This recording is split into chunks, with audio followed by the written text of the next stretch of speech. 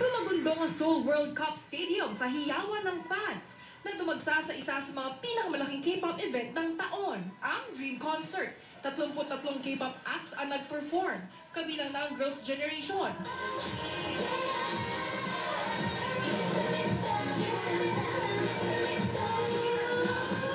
Beast,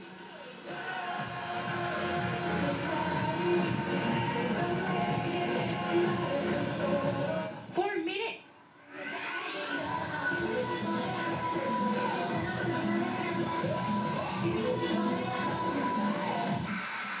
at ang record-breaking male group na EXO.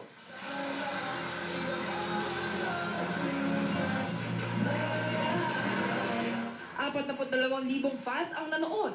Ang ilan ay mula pa sa Japan, China at Amerika. Gangnam Style. Ilang linggo matapos pumalo sa 2 billion views sa YouTube ang monster hit na Gangnam Style, inilabas na ng Korean superstar na si Psy ang kanyang latest music video para sa single na Hangover.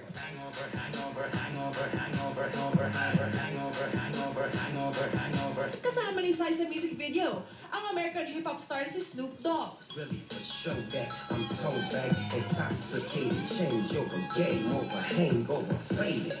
Naki-eksena rin ang label mates ni Psy sa YG Entertainment na sina CL ng 21 at si G-Dragon ng Big Bang.